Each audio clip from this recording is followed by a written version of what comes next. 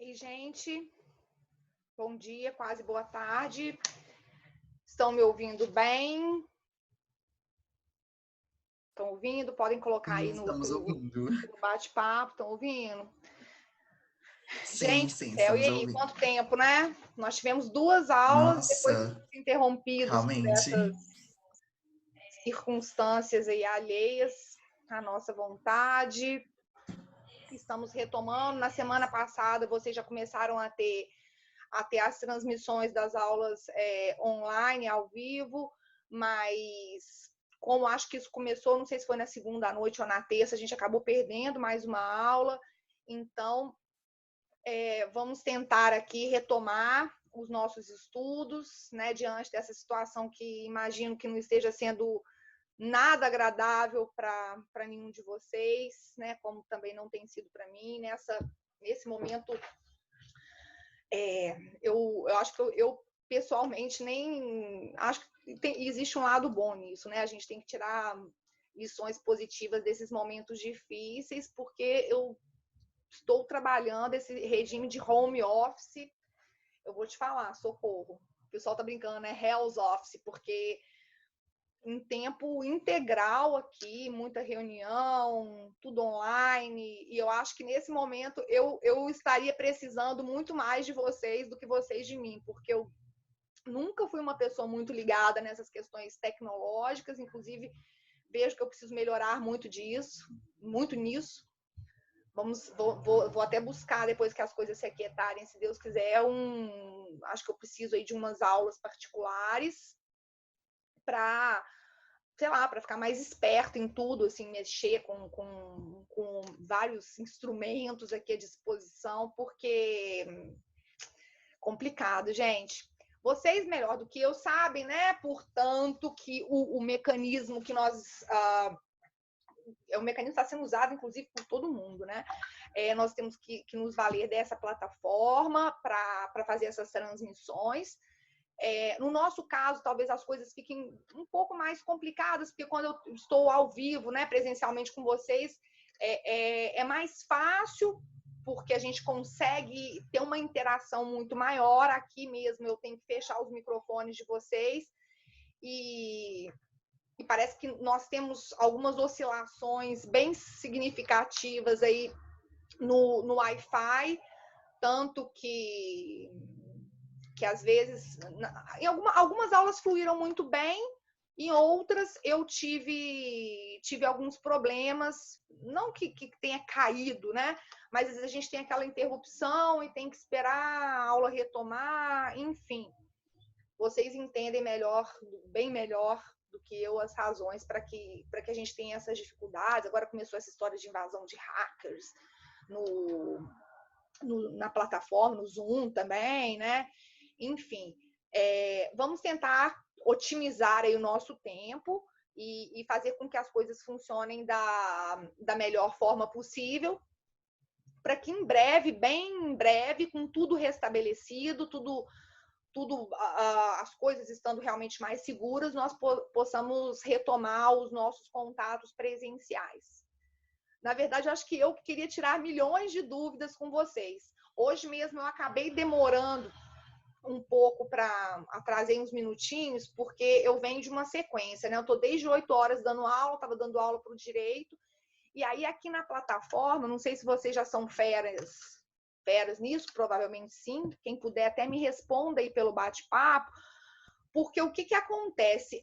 Quando a aula acaba, existe uma opção aqui para salvar, né? Para que seja convertida a gravação daquela aula que foi dada. E houve uma ocasião em que eu, assim, naquele afã de já estar entrando no horário na reunião seguinte, não que eu tenha colocado para interromper a gravação, mas eu fui dando sequência, fui realizando uma outra reunião e depois eu perdi esse vídeo, porque a gente tem procurado, a gente converte a gravação para deixar essas aulas registradas. Eu vou até procurar saber com o professor Nelson como é que vocês estão procedendo aí nas ciências da computação, porque lá no Direito a gente criou um canal no YouTube e as aulas a gente depois manda para lá, né? Para que aqueles que eventualmente não estejam presentes, embora as aulas, né? A grande preocupação foi essa, que nós que fossem mantidos os mesmos professores nos mesmos horários de aula que vocês estão habituados, né? Que são os horários de praxe, para que não haja prejuízo para ninguém. Só que, de qualquer forma, no Direito, a gente está fazendo isso de disponibilizar as aulas num canal, no nosso canal lá do YouTube. Então, de repente, eu disponibilizo até lá e depois mando o link para vocês. Eu mandei também, eu tinha pedido ao professor Nelson o e-mail da turma. Eu nem lembro, gente, porque são tantas turmas, mas eu me recordo vagamente, me corrijam se eu estiver errada, quem que é o representante da turma? Lembra que eu pedi, que eu já tinha até passado para vocês um material para facilitar o acompanhamento das aulas, nessa parte assim que é bem teórica? Então, professor, é uma longa história. Ah, Ai, ai, agora virou eu e o Luiz Fernando. então, mas eu tinha te mandado pelo WhatsApp um arquivo. Mandei ou não mandei? Bom, o fato é o seguinte, caso eu não tenha mandado, porque não adianta, gente, se eu não fechar esse microfone... Professora? Oi, tô ouvindo, tô te ouvindo. Vamos falar pelo bate-papo? Digita para mim. Ai. Eu acho que nem vai ter essa.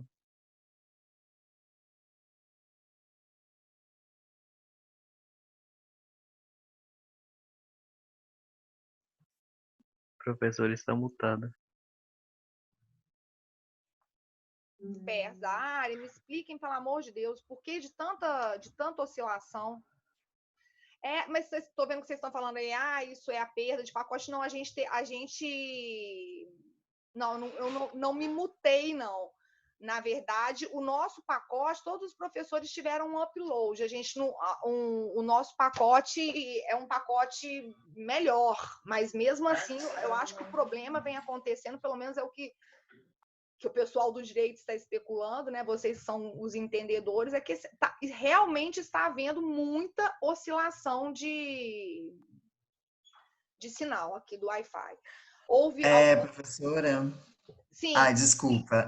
pode Sim, falar. então, é porque você estava falando sobre gravar, né? Uhum. Aí o procedimento é mais ou menos, é bem simples, né? Porque tem uma opção, né? Quando você termina, que nem o negócio do Instagram, sabe?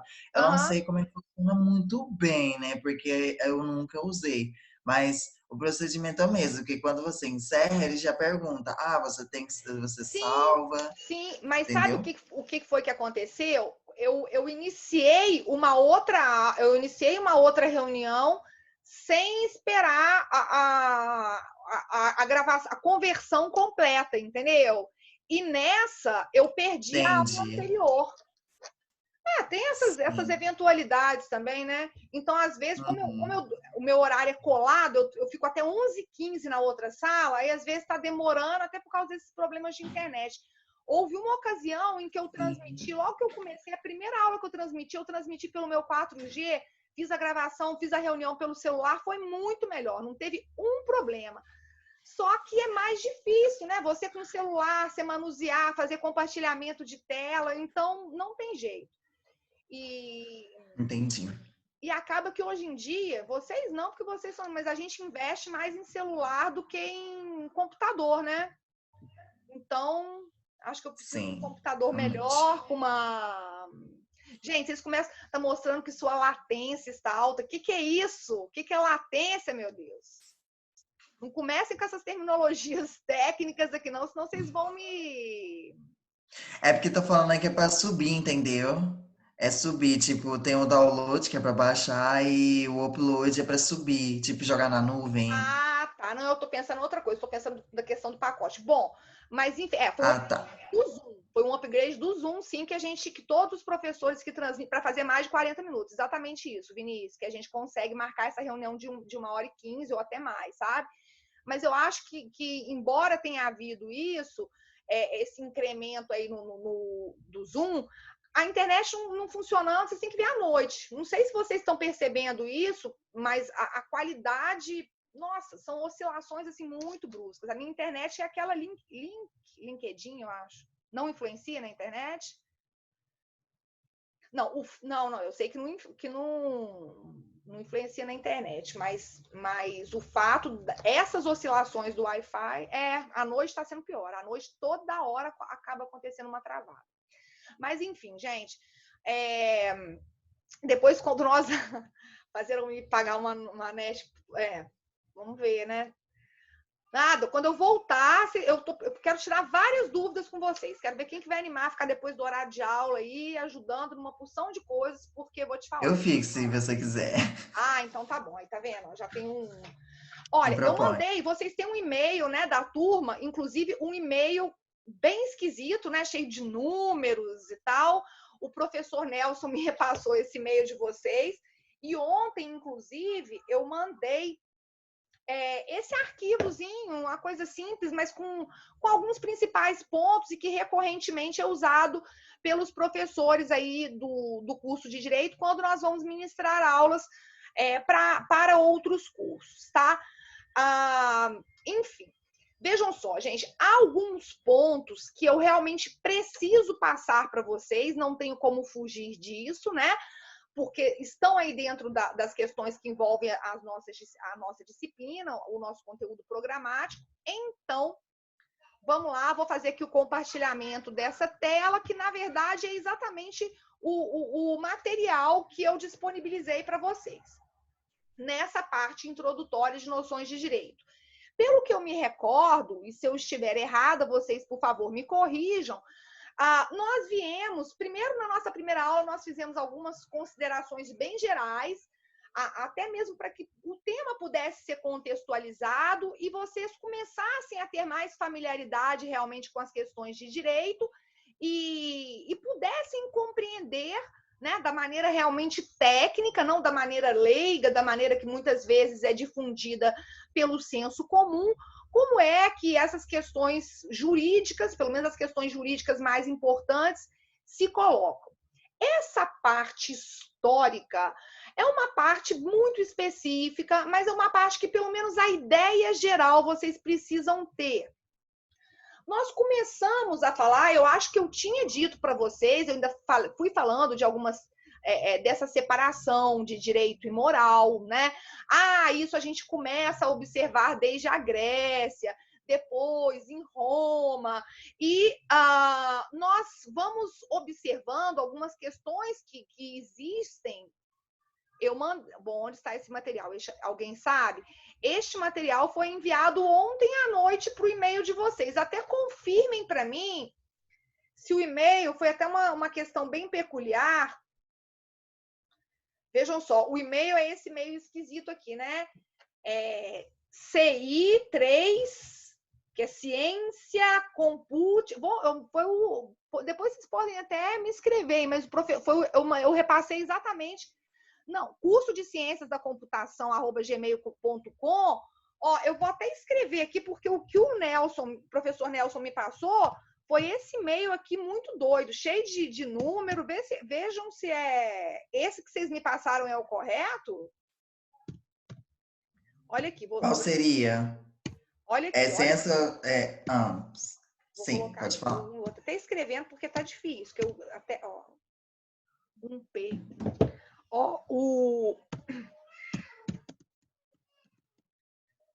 Peraí, o e-mail que ele me passou foi esse. Não, na verdade não foi esse.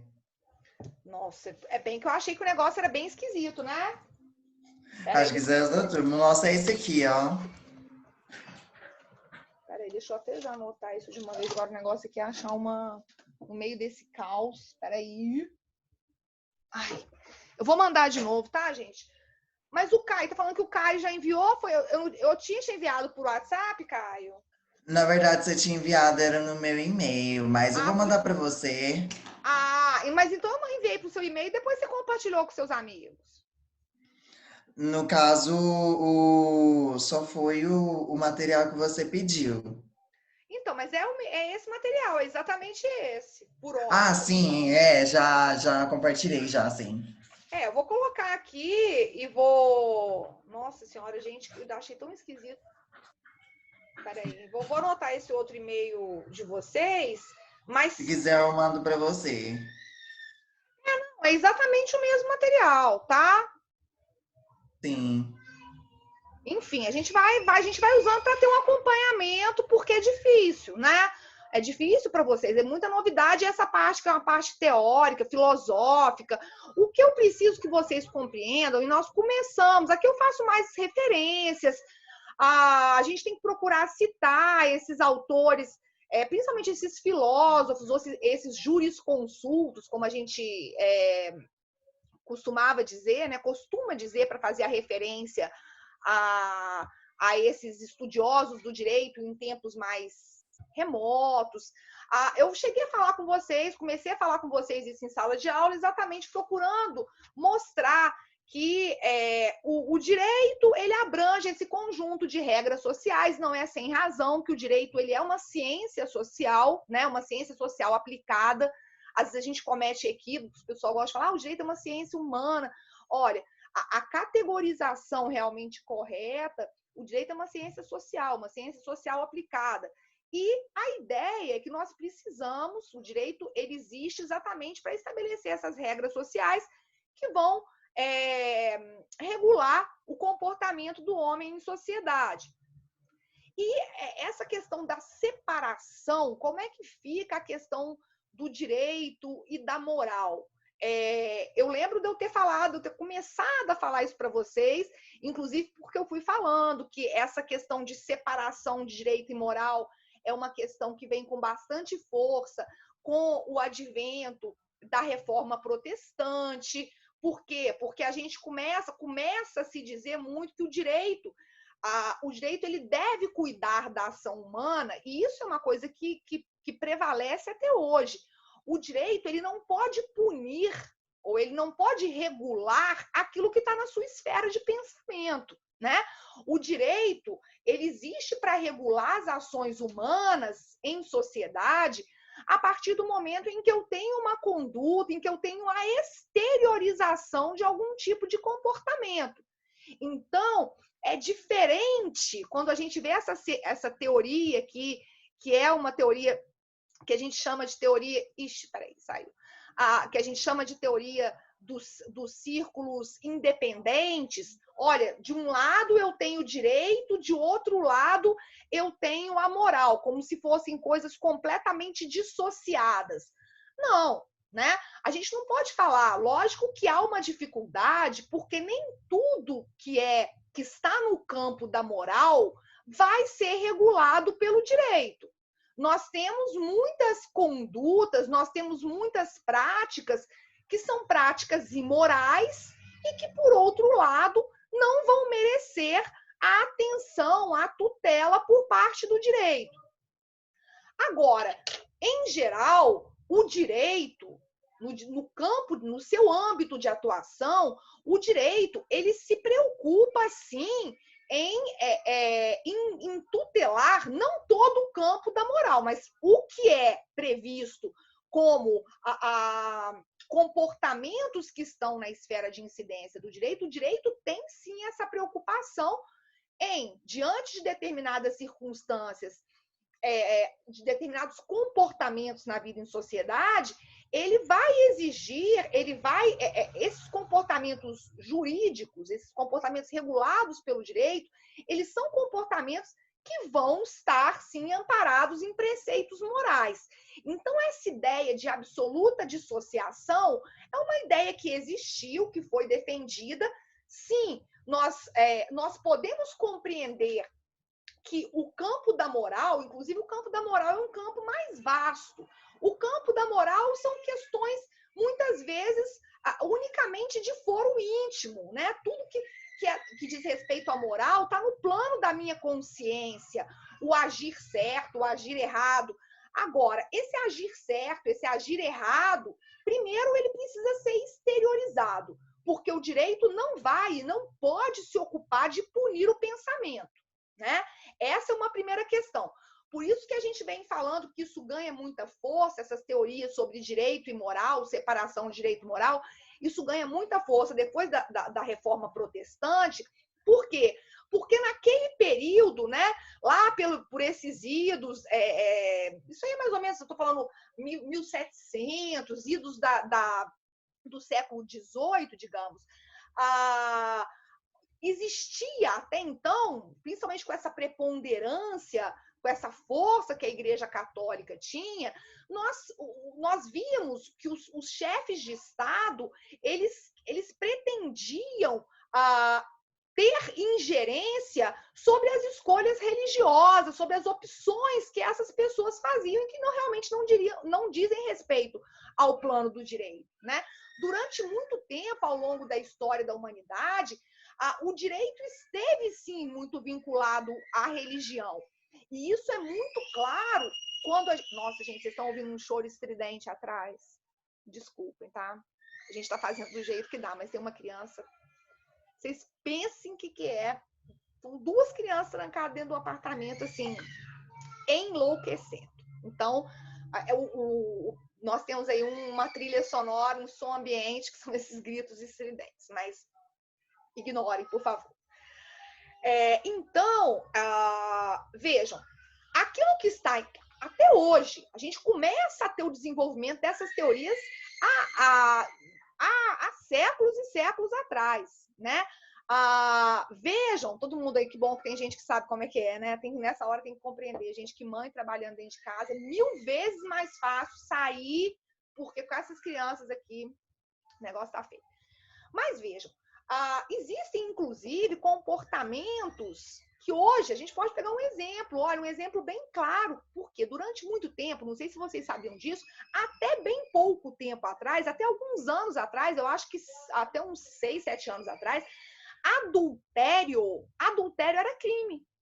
O adultério era crime. Nós tínhamos a previsão do crime de adultério lá no Código Penal. Agora,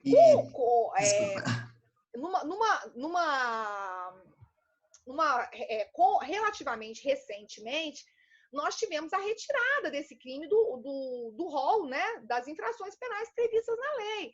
Porque não faz sentido. O direito penal, por exemplo, ele tem que se preocupar, o direito penal já não dá conta, né, de tutelar todos aqueles bens jurídicos. O direito penal tem que proteger vida, tem que proteger patrimônio, tem que proteger a integridade física, tem que proteger a administração pública. O direito penal tem que proteger tanta coisa.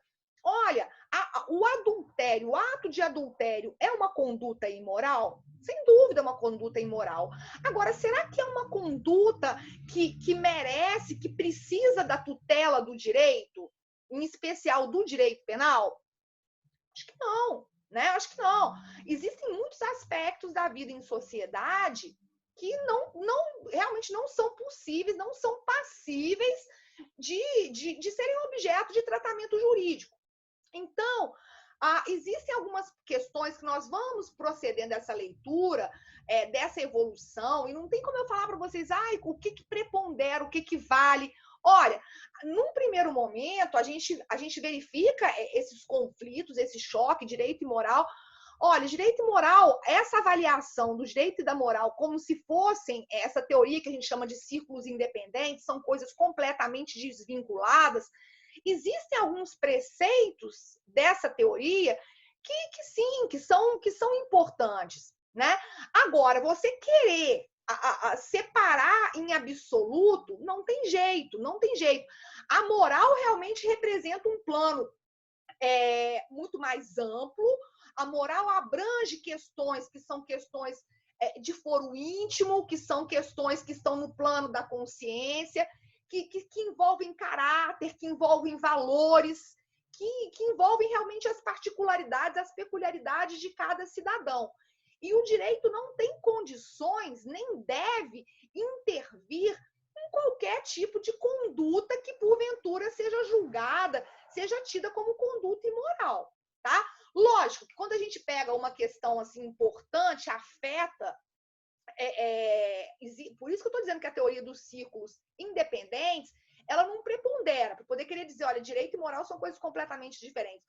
Olha, a ideia é um preceito moral, digamos, que todos nós respeitemos a vida alheia.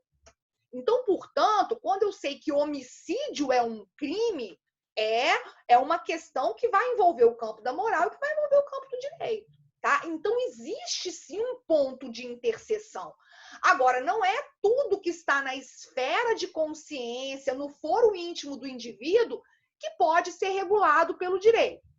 E a gente frisa muito uma questão que eu até vim colocando quando fala-se dos círculos independentes, principalmente em matéria de direito penal, e acaba que eu sempre, né, tenho essa tendência de puxar para o lado do penal, que é minha área.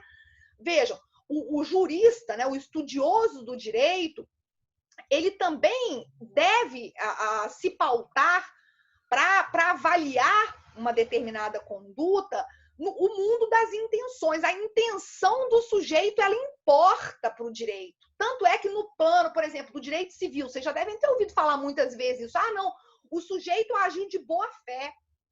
O fato dele ter agido de boa fé vai trazer repercussões diferentes, por exemplo, no plano do direito civil, de uma situação em que ele agiu de má fé. No direito penal, a gente não fala de boa fé e má fé. No direito penal, o que nos importa é aquilo que a gente chama de dolo e de culpa, né? Eu também acho que tinha falado um pouco para vocês sobre isso. O dolo no direito penal é realmente a intenção. O sujeito quer aquele resultado. Eu apontei minha arma, efetuei disparos e matei, porque eu quis matar. É um homicídio doloso, tá? O dolo é aquilo que eu realmente quero. Eu tenho a intenção de causar um determinado resultado. Agora, para o direito penal, existe também a culpa, porque no sentido leigo, a gente utiliza essa expressão de forma equivocada, né? Ah, o cara, ele teve culpa sim. Olha, a culpa para o direito penal, ela não significa vontade, tá? A culpa para o direito penal, ela abrange aquelas situações em que o sujeito atuou violando um dever de cuidado. O sujeito, ele não queria causar aquele resultado, só que ele agiu. E aí, quando a gente fala de culpa, aproveitem até aí para vocês deixarem isso anotado, já que eu vim falando aqui, o jurista não pode deixar de apreciar o mundo das intenções, condutas dolosas e culposas. O dolo é realmente a intenção de causar o resultado. Isso é uma conduta dolosa, tá?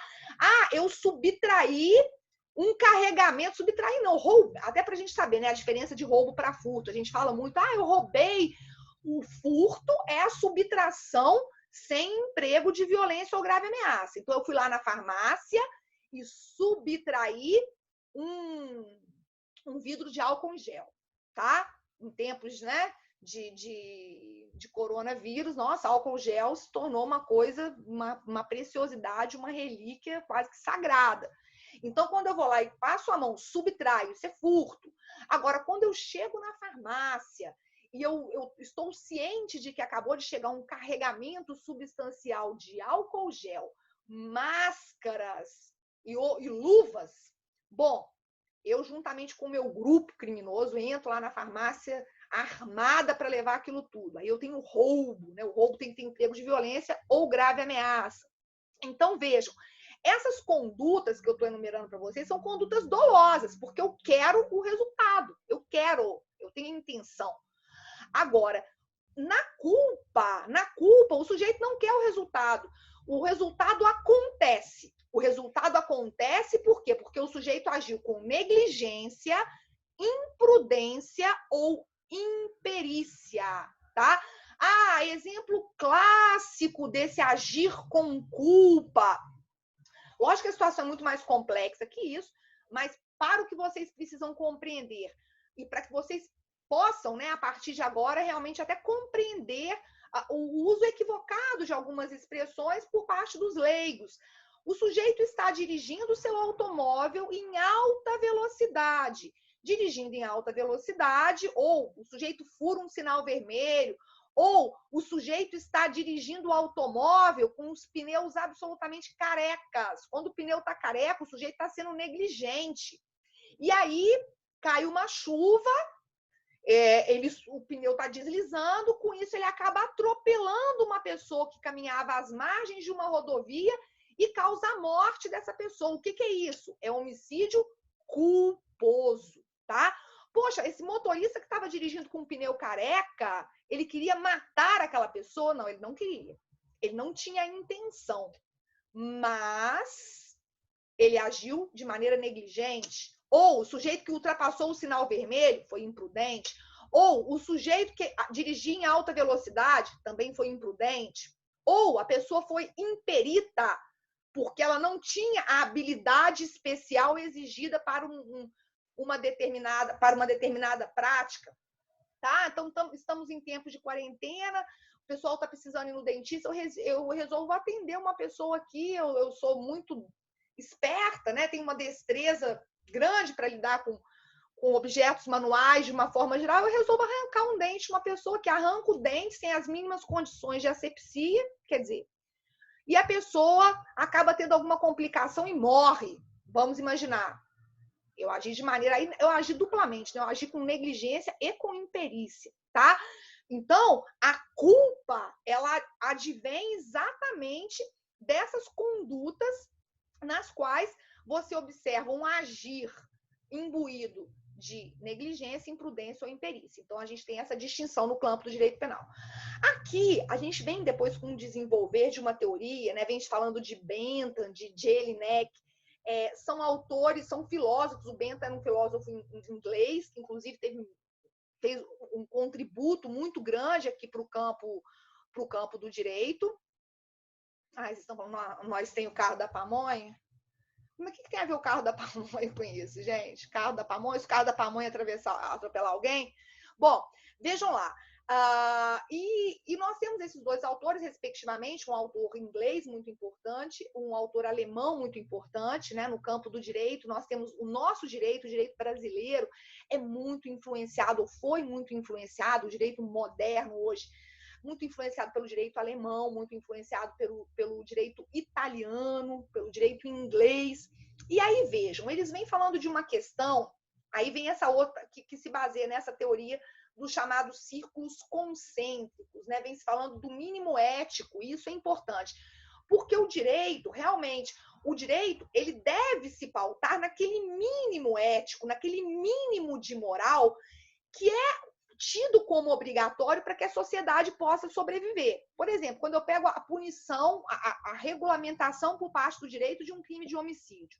Olha, faz parte desse mínimo ético você respeitar a vida alheia, tá? Você respeitar a vida alheia. Faz parte desse mínimo ético, por exemplo, ou ao revés, não faz parte desse mínimo ético, eu não posso exigir que o direito regule, por exemplo, que todas as pessoas sejam educadas, que todas as pessoas deem bom dia, boa tarde, boa noite, como quando se encontram. Aí isso já está muito mais no campo das relações sociais, das relações de cordialidade, das relações de boa moral, do que no campo do direito. Isso não interessa ao direito, né? O direito ele vai estar se pautando, sim, em comportamentos morais, mas o que ele precisa é de um mínimo ético. Não é tudo que não vai ser de fato conduta. Lembre-se do exemplo do adultério. É imoral? É imoral. É uma conduta que viola as regras morais da sociedade. E isso também, observem, essas questões morais, elas variam de tempos em tempos e variam também de acordo com a sociedade na qual eu estou inserida. A gente não tem muitos países, esses países principalmente nos quais as mulheres são colocadas em uma posição bastante subjugada, não que aqui isso não acabe acontecendo, mas nós temos países em que é perfeitamente permitido que o homem mantenha vários casamentos, né? Inclusive possua várias esposas ou coisas do tipo, em que, às vezes, de acordo com as regras morais daquela sociedade, aquilo vai ser admitido. Então, a gente também tem que ficar atento, porque as regras morais e o próprio direito, como eu estou dizendo que o direito ele é um retrato social daquele grupo, daquele corpo de pessoas num dado momento, ele vai refletir isso, inevitavelmente. Tá? Então, o direito, ele tem... Vem essa teoria do mínimo ético, que é uma teoria, sim, que guarda essa importância. Um mínimo ético tem que ser resguardado pelo direito. Agora, de uma forma diversa, a moral, vem se falando que a moral ela deve ser cumprida de maneira espontânea. Existem algumas questões, olha, pensem no adultério, tem como obrigar, coagir uma pessoa a ser absolutamente fiel? Eu não tenho, tá? Eu não tenho. Ela o será de maneira espontânea.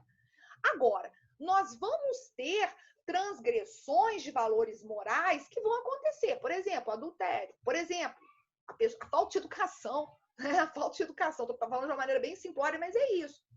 A ausência de cordialidade, a ausência de empatia. A gente está falando tanto de empatia. Olha, vamos pensar até agora, diante dessa atual situação que nós estamos vivendo.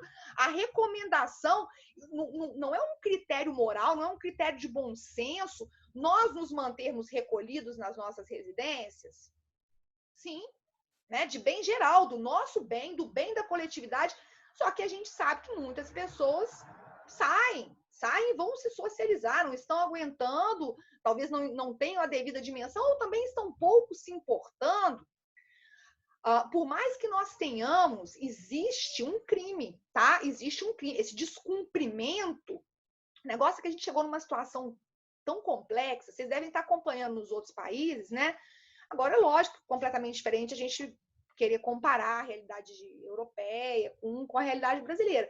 Mas vocês devem ter visto mesmo que agora, por exemplo, na Itália, na Espanha, nesses países em que eles estão vivendo realmente a situação de isolamento, não é apenas o distanciamento, né, que é o que está sendo preconizado para todos nós. Vejam, se a pessoa não obedece aquelas regras e sai às ruas, essa pessoa vai ser presa, né? E na atual conjuntura, gente, pelo menos nos países em que isso funciona realmente, você ser preso é metade do caminho para uma sentença de morte, né? Enquanto aqui no Brasil a gente está vivendo essa situação dos presos que se encontram em regimes mais brandos, em regimes mais flexíveis, estarem sendo colocados em liberdade, a pretexto, ao argumento de evitar essa disseminação do vírus, nesses outros países eles estão prendendo.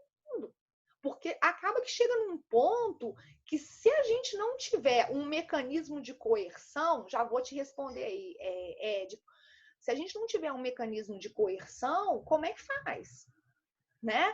Às vezes, uma questão, olha, em tempos normais, nós não podemos ter limitação do nosso direito de ir e vir. Agora, num estado de excepcionalidade, eu preciso ter algum tipo de sanção. O direito penal, ele tem. Só que o que acaba acontecendo é o seguinte, isso é que é complicado.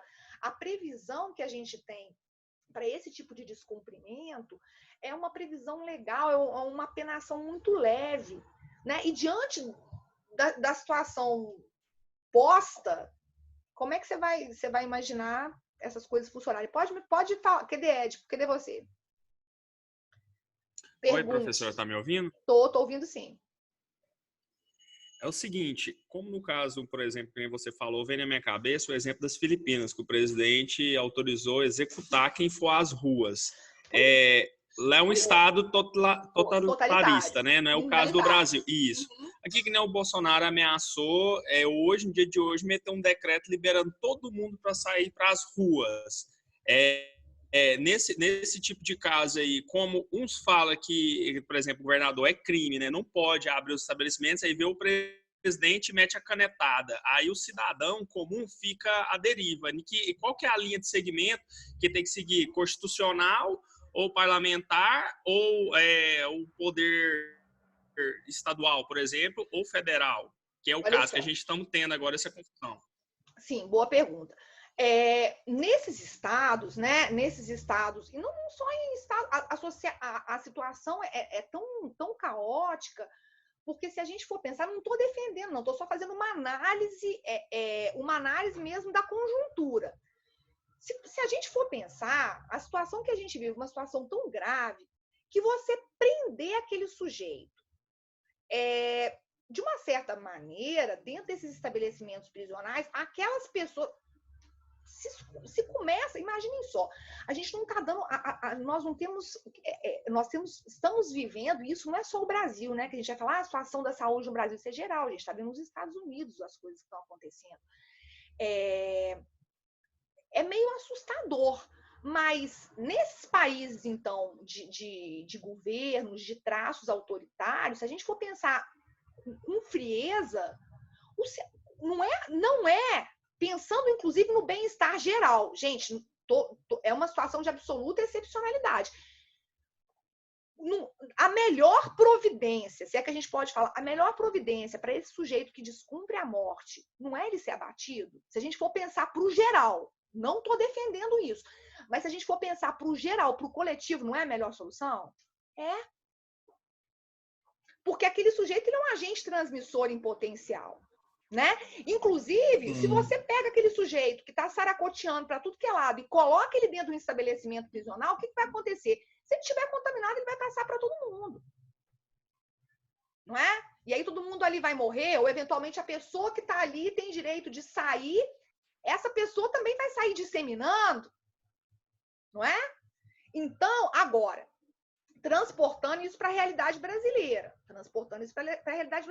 Na Europa é outra coisa. Na Europa, por exemplo, na própria Itália, o sujeito vai responder a procedimento criminal, a pessoa vai ter de imediato a imposição de uma multa altíssima. Agora, no Brasil, você vai impor multa, o pessoal não está nem aí.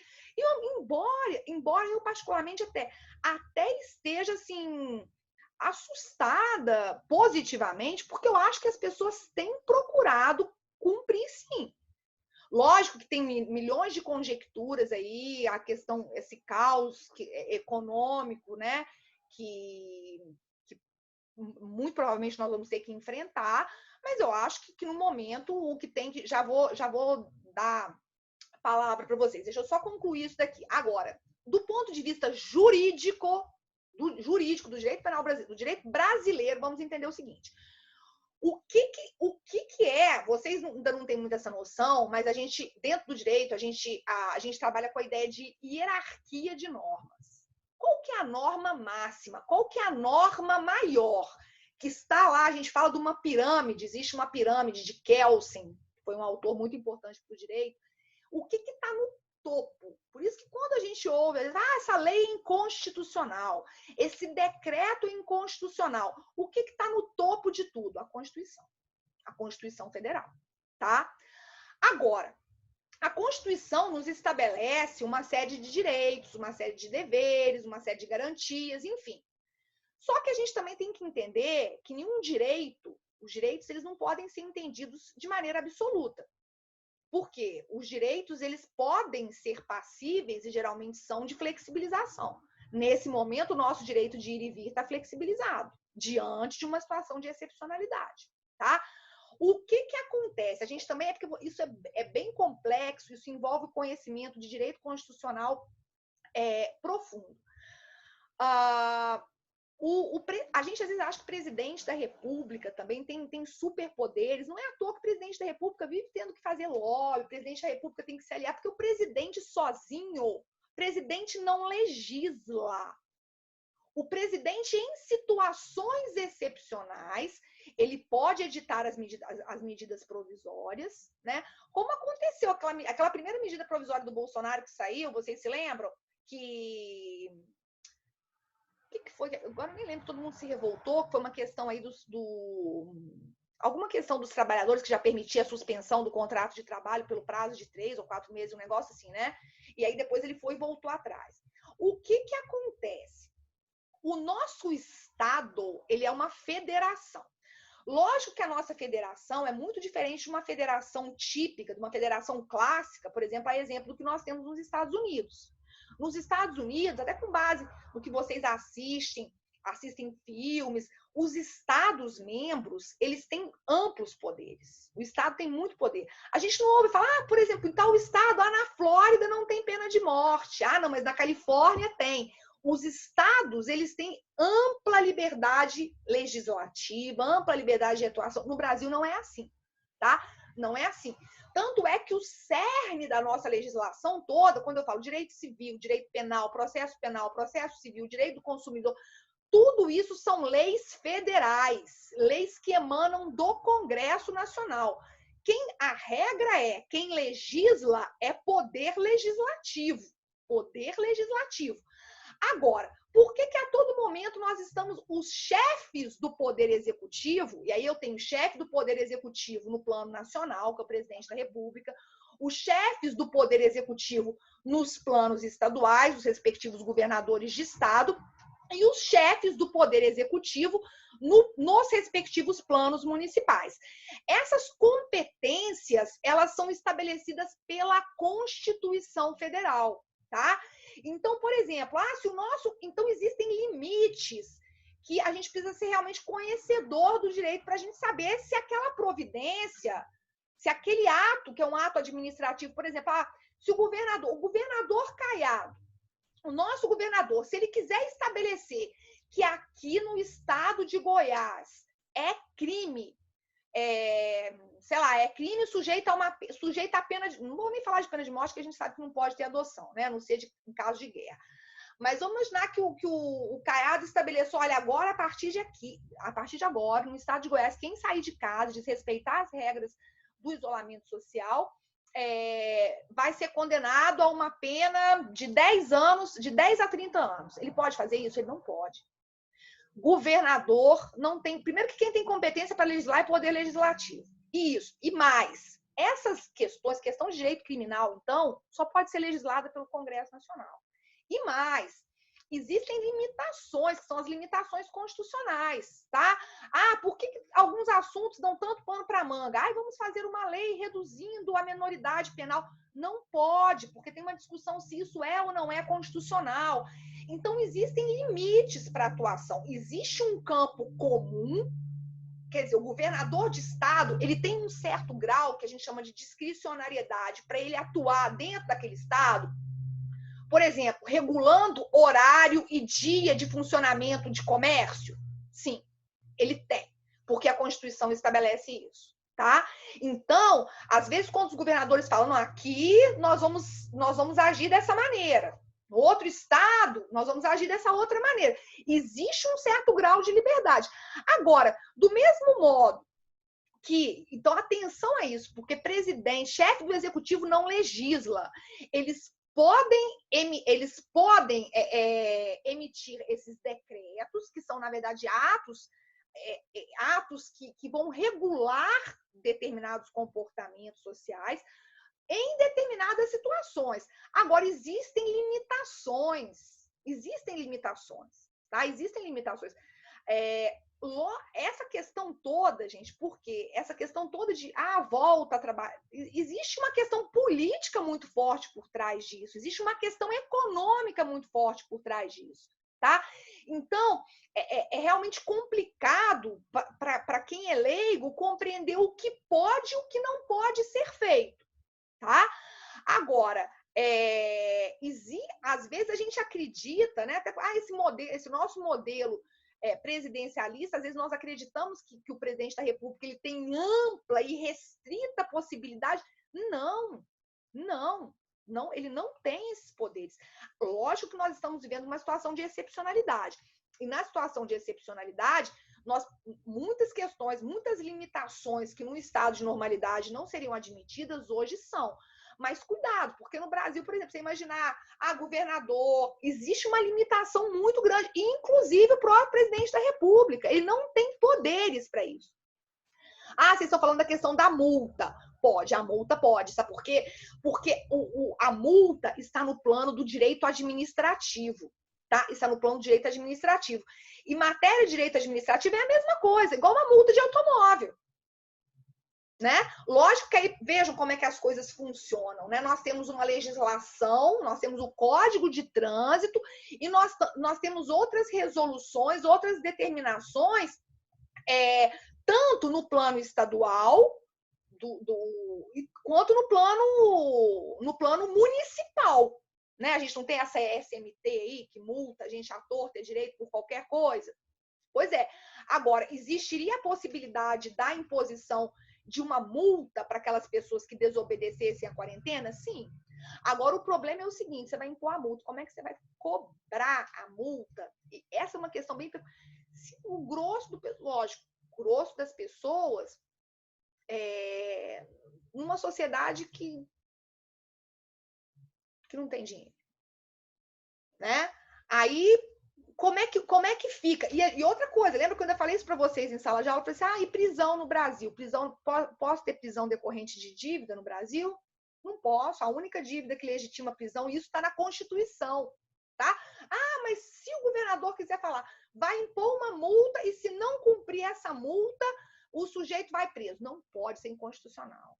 Mas e se o presidente fizer isso? Não pode ser constitucional.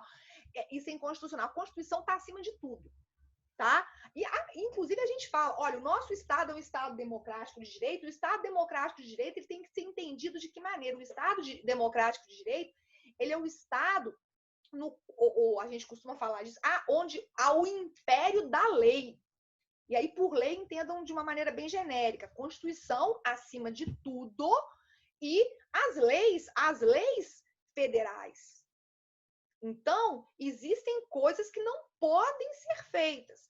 Agora, essa regulamentação, essas questões atinentes a horários de funcionamento, a fechamento, a período de recesso de aulas na modalidade presencial, aí, em relação a isso, sim, o governo estadual ele tem essa possibilidade. Ele tem que ter, né? Porque o presidente da República, imagina, um país como o nosso, de dimensões continentais. Então, essa situação que a gente está vivendo agora é aquela típica situação, não sei se você já tinha ouvido falar, às vezes a gente falava muito disso, no direito, seja no plano do direito civil, seja no plano do direito penal. Pense, é uma situação que a gente chama muito recorrentemente, vocês já devem ter ouvido falar disso, caso fortuito ou força maior. O que é esse negócio de caso fortuito ou força maior? É uma situação que acontece e que não advém de culpa, ou não se advém a possibilidade de você responsabilizar ninguém. Pense nas relações contratuais. Olha, as relações, centenas de relações contratuais que como é que eu vou fazer? Como é que eu vou querer? O pessoal tem entrado em muitas discussões. Eu estabeleci, vamos pegar uma coisa básica. Eu contratei uma empresa de festa para fazer uma festa no meu aniversário. Já paguei buffet, temos um contrato, a festa está marcada para tal dia, a tal hora. E aí? E eu quero fazer essa festa. Eu quero fazer a festa, não interessa, eu não estou com o mínimo medo de coronavírus. E aí? E aí, será que se a empresa que eu contratei se recusa a fazer a festa, ela está violando uma cláusula contratual? E essa empresa pode ser responsabilizada? Não, eu estou diante de uma situação de caso fortuito ou força maior. Isso tudo que está acontecendo não é culpa de ninguém. A gente não tem como atribuir isso a ninguém. Embora algumas pessoas estejam falando, culpa dos chineses, que comem morcego. Não dá. No plano jurídico, não tem como atribuir responsabilidade a ninguém. Tá? Então, é realmente uma situação bem peculiar, bem sui generis, né? Como a gente fala aqui no direito. É uma situação peculiar.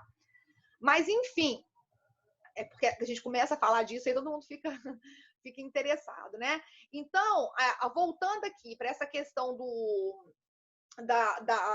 dessa teoria do mínimo ético, dessa teoria que mostra os círculos aqui, nesse caso, os círculos concêntricos. Vejam, a moral seria um campo mais vasto e dentro da moral estaria o direito. Uma parcela, né, desse campo da moral, dentro desse campo da moral estaria inserido o direito. Como é que é? Se for assim, o pessoal lá fora julga as pessoas por nós deixarmos... Também. É porque você tinha falado que é culpa dos chineses, né? Se for parar para pensar, todo lugar tem defeito e todo lugar tem uma deficiência para aprender alguma coisa. Uhum. Tipo isso, no Brasil, o povo deixa muita água parada que dá a dengue. Aí, se a gente for pensar em responsabilidade... Porque tem muitas coisas, gente, que num plano ideal a gente pode pensar em responsabilizar. Porque a gente pensa que o crime só pode ser praticado por ação, o crime também pode ser praticado por omissão. Tá? Então, a partir do momento em que você deixa, lógico que para que uma determinada conduta seja crime, isso é importante que vocês saibam, é preciso que exista uma lei, e lei federal, tá? Estados e municípios não legislam sobre direito penal. Inclusive, os ramos do direito, as diretrizes básicas, direito civil, direito consumidor, processo civil, processo penal, é matéria de competência de lei federal. Então, emana do Congresso, existe todo um processo legislativo cabível para isso. Agora, numa perspectiva ideal, às vezes a gente consegue estabelecer responsabilização por tudo, para tudo. Só que a questão prática também. Olha, questão a gente está vendo agora, buraco em via pública. Se você cai num buraco em via pública e, sei lá, acontece um acidente ou você tem algum dano mesmo, olha, arrebentou meu carro, estourou o pneu, estourou a roda, acabou com tudo. Em tese, é responsabilidade do Estado. Você tem como responsabilizar o Estado, não criminalmente, porque isso não é crime, né? Mas você tem como pleitear, ingressar com uma ação de indenização. O Estado tem que te indenizar, foi uma falha do Estado.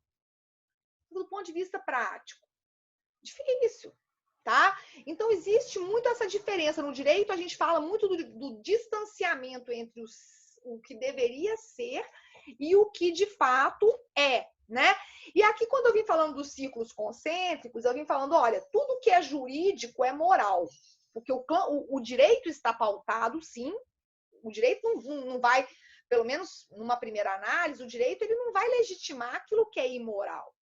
Agora, fora da moral, existem questões que são imorais, mas que não vão ser reguladas pelo direito. Vamos imaginar, até coloquei o exemplo aí, furar a fila. Né?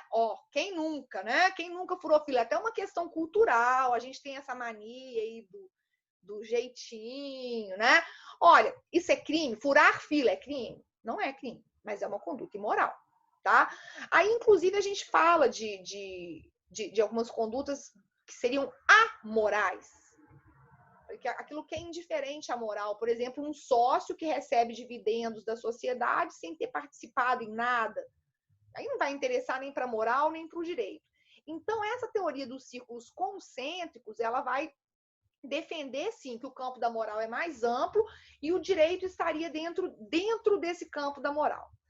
Tudo que é jurídico, tudo aquilo que é matéria de interesse do direito, está pautado, sim, na moral. E, por fim, fala dessa teoria dos círculos secantes, né? Olha lá, nós teríamos uma zona de convergência, existem pontos, existe uma área de interseção entre direito e moral, e, ao mesmo tempo, existem alguns pontos que seriam de interesse único do direito, tá?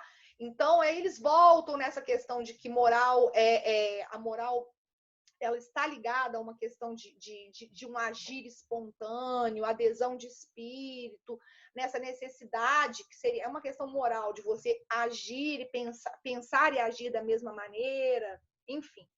Agora, realmente, uma questão importante para a gente sempre verificar, e que às vezes existem algumas questões morais que precisam sim ser reguladas pelo direito, por quê? Olha, se a gente for pensar num plano plenamente, daqui a pouco eu já vou ler aqui o bate-papo, gente, num plano estritamente moral, onde se espera que as pessoas ajam de maneira espontânea, às vezes isso não vai acontecer, né?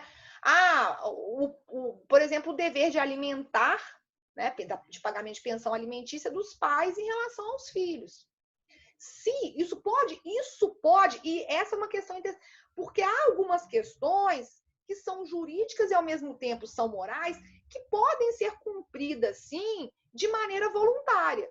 Olha, o pai pode pagar a pensão para o filho, sem que a mãe ingresse, sem que a mãe recorra ao Poder Judiciário. Pode.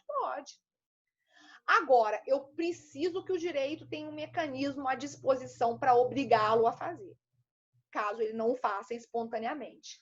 Tá? Então, quando a gente vai para os círculos secantes, existem campos, até se questiona esse ponto, né? Olha, a moral, sim, as questões morais, elas vão ser cumpridas de maneira espontânea. Agora, as questões jurídicas, existem questões que são jurídicas e que podem ser cumpridas de maneira espontânea. Mas, caso não o sejam, nós teremos mecanismos de coerção para obrigar o sujeito a fazer, tá? Aí vem se falando, inclusive, da relação entre direito e força, que numa concepção ideal, o direito não deveria depender do uso da força, mas isso é uma concepção ideal. Aí depois eu vim citando, olha, a norma, a teoria da coação, do Ehring, a norma, para que a norma jurídica ela tenha eficácia, ela tem que estar vinculada a algum mecanismo de coação, né? Se você não tem como obrigá-lo a fazer aquilo que a norma prescreve, a norma acaba por se tornar inócua, né? E aí vem-se depois, quando tenta se estabelecer essa relação entre direito e força, falando, olha, o direito ele é exatamente o que eu falei, que é a ordenação coercível da conduta humana. Você, não necessariamente, para que o direito se faça valer, eu vou precisar usar força, né? Usar a coação. Agora, a coação ela é potencial.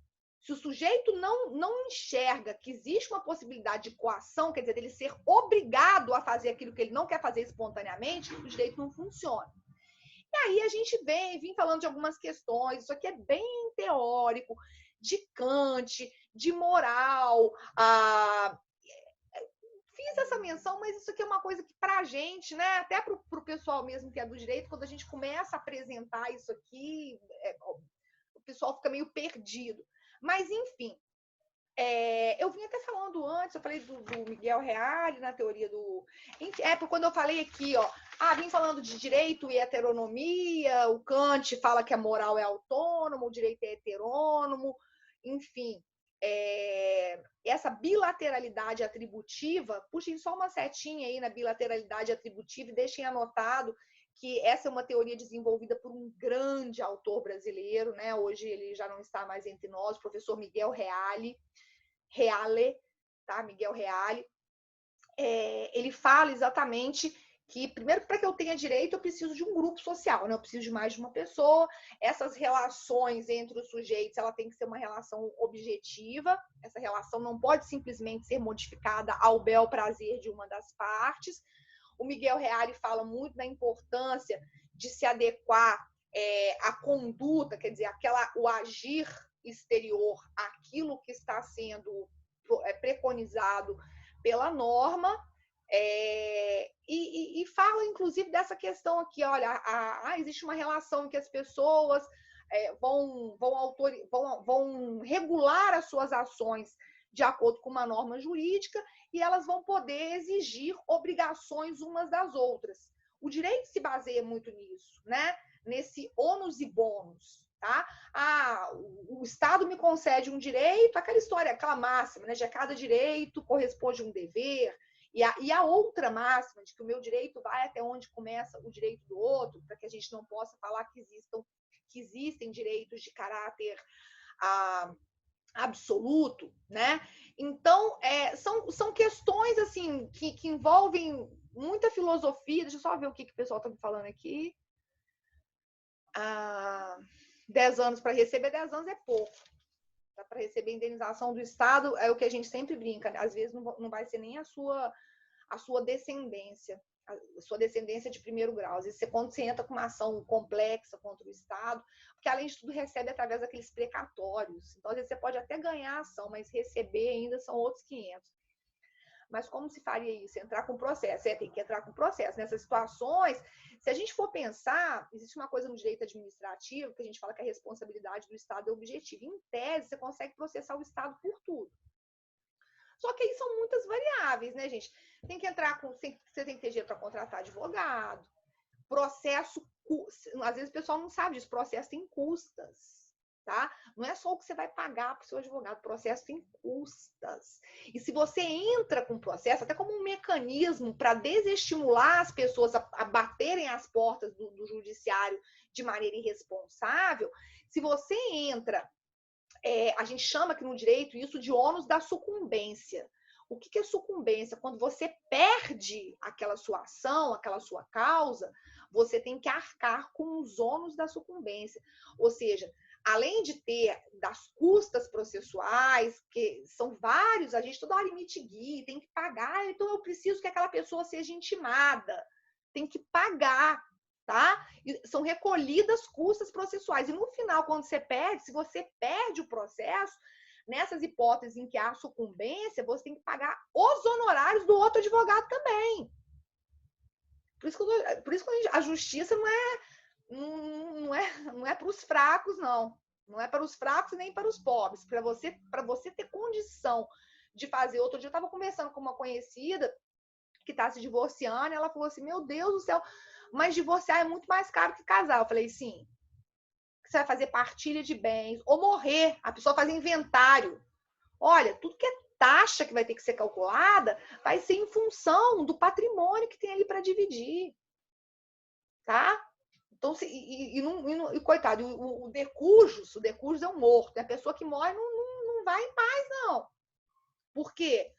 Porque tem uma série de impostos, até naquela herança que você deixou, imposto de transmissão causa mortes. O negócio é complicado. Pode usar e abusar das falhas da lei? Seria crime ou levado na moral? Depende, né? Porque o que acontece é o seguinte, se a lei me dá brechas, inclusive, essa é uma coisa, é o nosso problema do jeitinho, né? O pessoal fala muito disso, que o bom advogado, às vezes não é o advogado que conhece, o bom advogado, e advogado isso é complicado, né, gente? Porque às vezes parece que existe um estímulo para o advogado ser aquele, assim, o somebody love, né? O sujeito que sabe dar os poderes, enfim. O advogado pode se valer das brechas da lei? Pode. A gente não cansa de ver, às vezes a gente nem, para os leigos, o pessoal não entende. Nossa, mas a pessoa está entrando com tanto recurso, cabe tanto recurso? Cabe. Se a lei está prevendo, né? E às vezes o advogado ele não está se valendo daquele recurso exatamente porque o recurso é necessário. Ele está se valendo do recurso com caráter protelatório, para enrolar aquela situação. Até existe previsão na lei de você tentar, de alguma maneira, punir o uso desses meios protelatórios. Mas até que ponto você consegue ou não avaliar se o cara realmente está querendo recorrer ou é protelatório? Então é difícil, gente, sabe? O campo ideal e o real, como deveria ser e como é desanimador. Tá, pode falar aqui, vamos encerrando, que já deu até mais que o nosso tempo. Não, 1h08. Fala, o Caio quer perguntar, uma pergunta em relação a bens de pessoas que faleceram. Tipo, porque as empresas de automóvel não podem vender o carro do falecido? Como assim? Não pode vender. O que acaba acontecendo... É porque, assim, professora, tem um canal do YouTube que eu sigo muito de automóveis, né? Uhum. Aí ele visitou a concessionária da Volkswagen, e aí ele viu carros de 1998 e carros atuais, mas só que são de pessoas falecidas, e não pode vender os carros, não pode utilizar. Deve ser porque o carro está agarrado, está agarrado porque o morto deixou dívida. Essa história de achar... Entendi. É isso, você acha que... Porque tem gente que tem essa coisa, morreu... Não! O morto, o patrimônio do morto... Vejam só, o herdeiro responde pelas dívidas do morto. Os herdeiros, eles respondem até os limites da herança. Então, vamos pensar o seguinte. Vamos imaginar que uma determinada pessoa morreu e essa pessoa deixou para os seus descendentes, porque existe uma ordem também hereditária estabelecida pela lei, essa pessoa deixou para os seus descendentes um carro e um apartamento, que totalizam aí um valor, sei lá, de 300 mil reais, tá? Ok, 300 mil reais para dividir entre 3 herdeiros. Só que antes de se operar essa divisão, eu ingresso com o inventário do sujeito para poder fazer essa partilha dos bens. E aí, quando eu ingresso com o inventário, se apura que esse sujeito tem dívidas. Dívidas de qualquer ordem, mas vamos pensar que o sujeito tem dívida de IPTU do imóvel, o cara tem dívidas altas de PVA do automóvel, o cara tem dívida trabalhista, porque ele tinha um empregado, ele não recolhia as contribuições previdenciárias, e essas dívidas que ele tem, que vão aparecer, que vão ser habilitadas dentro desse inventário, essas dívidas totalizam 400 mil. Os herdeiros vão receber alguma coisa? Não. Eles não vão receber nada. Ah, mas os herdeiros têm que pagar 100 mil? Não, isso não, porque está dando uma diferença. Os herdeiros, eles respondem até os limites da herança. Então, em tese, eu pensei que eu tinha um patrimônio de 300 mil para dividir entre 3 pessoas. Só que as dívidas totalizam 400, ou seja, não tem herança para dividir. E ainda que tem herança para dividir, quando você faz, existe o tal do ITCD, que é o imposto de transmissão, tem 2, né? O imposto de transmissão causa-morte e o imposto de transmissão inter-vivos, que é o que você paga, por exemplo, quando você vai vender um imóvel. E quando a pessoa morre, não é automático, eu sou herdeira, é meu pai, eu vou receber tudo. Para que isso seja regularizado, você precisa pagar imposto. Por isso que advogado gosta muito de fazer inventário. Inventário de gente que tem dinheiro, né? Porque, pensa bem, geralmente, a tabela da OAB prega que você cobre um percentual aí de 10% a 20% em cima do valor de bens. Então, imagina se você pega um inventário aí, 10 milhões. Você que é advogado, você pode ter direito até 2 milhões no meio disso aí. Pensa bem. Tá? Se a pessoa não tiver bens e só dívidas. Não, aí as dívidas morrem, tá? Os herdeiros, aí não. Aí você não pode responder pela dívida do outro, tá? Aí não. Aí as dívidas morrem. Se a pessoa não tem bem, se a pessoa não tem nada, aí as dívidas morrem, tá? Mais alguma dúvida?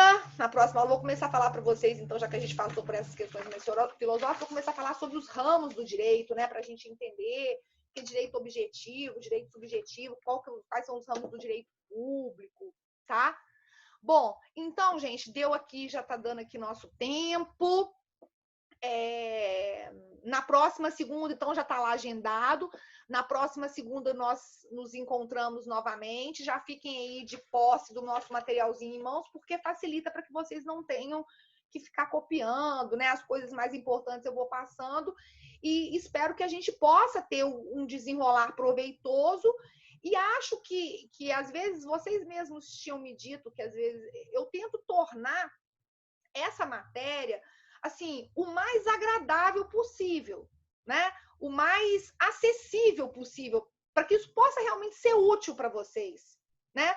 Como profissionais e como cidadãos, porque não adianta eu chegar aqui e querer ficar viajando em coisa muito complicada do direito, não vai ter utilidade para vocês. Agora, muitos pontos, eu acho que pelo menos desde o início, né, desde quando nós começamos os nossos encontros, vocês já agregaram um conhecimento jurídico substancial, né? Vocês já sabem a diferença de dolo para culpa, vocês já estão entendendo muitas questões. Olha, hoje nós falamos de hierarquia de normas, né? Até vinculando isso a questões atuais, eu acho que isso é muito importante para vocês. Questões de direito do consumidor, direito administrativo, a gente vai trabalhando tudo aqui e eu acho que dá para formar vocês terem realmente, porque a matéria é noções de direito. Ninguém vai sair daqui expert em nada, não, mas vocês terem esse conhecimento é muito importante, tá? Gente, então, essas aulas, o que acontece é o seguinte, o Felipe está perguntando, eu ainda não sei, a gente tá sem essa orientação, mas vocês, que são os sabidos aqui do negócio, a gente puxa um relatório depois, né, aqui no Zoom, e eu vejo quem entrou, quem não entrou, a hora que entrou. Então, esse é o acesso, esse é o controle que a gente tem. Agora, eu não sei como se eles vão... Importante que vocês assistam, né, gente? Até porque, se Deus quiser as coisas retomando, o mais breve e com toda a segurança, a gente vai fazer prova, né? Então, é isso aqui. O que vocês vão precisar mais, se eu passar um tanto de coisa, de material, leiam, é bem o que eu estou falando. O que eu quero que vocês mostrem que vocês realmente aprenderam são essas noções básicas que eu estou aqui trabalhando com vocês, tá? Gente, professora, quer almoçar? Não, eu estou desde 8 horas, gente, mas sabe que eu já estou tão pilhada que agora demora até um tempo para eu conseguir comer. Tem que ir dando uma desacelerada, tá? Gente, mas obrigada pela presença de vocês. Ó, e Caio, não tô esquecendo que você me prometeu que você vai me dar uma super aula e vai me deixar esperta, hein? Ok. Eu tô Tá? aqui, ainda nem saí por Pois causa disso mesmo. quero que você me faça virar praticamente uma hacker. Não, aí nem Beleza. tanto, né? Mas vou precisar muito da ajuda de vocês, gente, que o tanto de aperto que eu passei. Nossa Senhora. Pode Ó, contar comigo se precisar. boa. Gente, eu não vou encontrar com vocês mais essa semana, então essa semana não tem aula nem quinta e nem sexta, porque já era aquele recesso que estava estabelecido, né? Uhum. Então, boa Páscoa para vocês, tá? Para você também, obrigado.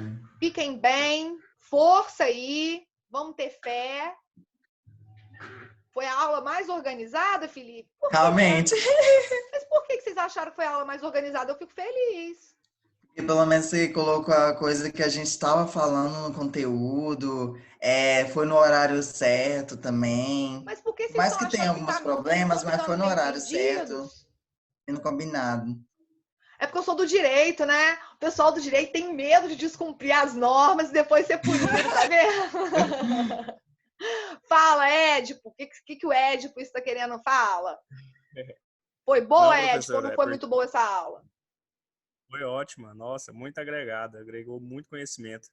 Que Então, bom. professora, nós, para poder ter assim, um pouco de ordem nas aulas, a gente teve que fazer uma petição, um baixo-assinado, enviar para o NELS, porque depois disseram que as aulas eram de testes, né? Era uma experiência, mas a gente não foi informado. Então, juntou a gente com a turma do Brasil todo desse curso, então os caras ficavam rabiscando e a gente ficou muito chateado.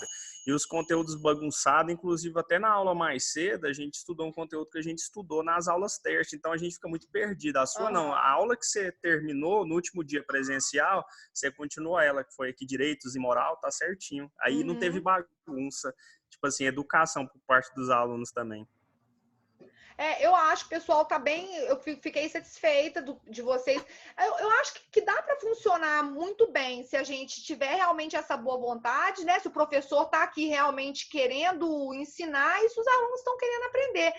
E eu acho, para mim, é uma experiência legal também, porque eu gosto de passar essas questões gerais. Eu acho que tem tanta coisa que eu posso, de alguma maneira, acrescentar para vocês, né? Então, aproveitem, então, gente, que vocês gostam. Quando é para falar mal, o pessoal sempre fala mal. Aproveitem para elogiar bastante lá com o professor Nelson, tá? Curtem, comentem, dê like, me sigam no canal. Vou virar youtuber. Não, mas contem sempre comigo. Eu acho que isso aí é porque no direito, o pessoal do direito, Muito os alunos bom. do direito são os alunos mais reclamões da face da terra, sabe? Aluno de primeiro, segundo período de direito já acham que eles são, assim, os advogados, né? Então, como a gente já está acostumado a lidar com essas situações extremas de muito... Então, acho que os professores talvez estejam mais... A gente é mais certinho, né? Mas vai dar tudo certo, as coisas vão se estabelecendo. É porque aquele período, isso aí que vocês estão falando... o que aconteceu foi o seguinte, inicialmente, não foi nem o pessoal de São Paulo estabeleceu que foi uma tentativa de colocar professores dando aulas para diversas turmas, né? E às vezes não ia ser o mesmo professor que já era o professor de vocês. Então, acho que desse jeito vai ficar muito melhor. Os próprios professores dando continuidade de onde vocês pararam, tá? Mas da minha parte, estou aqui à disposição, contem comigo para o que vocês precisarem. Fiquem em casa, tá? Vamos pedir a Deus para que tudo se restabeleça o mais brevemente possível, tá? Espero que vocês estejam sentindo falta das minhas aulas presenciais, estejam com saudade de mim. Eu tô doida para poder voltar à vida normal, sinceramente, né? Mas a gente vai se falando, então boa Páscoa para vocês. Estudem, ao mesmo tempo descansem, façam coisas úteis e aproveitem para ficar com as pessoas queridas com as quais vocês podem ficar, outras agora a gente não pode. E na segunda-feira que vem tô aí com vocês firme e forte, tá bom? Todo mundo falando saudade de caminhar até o bloco D, né? Pois é, a gente tá vendo? É pra gente repensar em tudo e ver que tem muita coisa na nossa vida que às vezes a gente vai levando. E para vocês pensarem também. Outro dia eu falei isso com os meus alunos, eles ficaram... Falei assim, gente, pensa como que deve ser terrível ser preso. Porque a gente está preso, entre aspas, a gente está na nossa casa, né? A gente está com as nossas coisas, a gente está com a nossa família, a gente está... E é uma sensação tão desesperadora. Imagina o que é você viver no cárcere. Enfim, gente, ó, beijão para todos vocês. Boa Páscoa. Semana que vem estamos juntos, tá? Aproveitem então para elogiar, porque vocês gostam de falar mal, falem bem também, quando o professor merecer, tá? Tchau, gente. Um beijo. Boa semana para vocês. Tchau.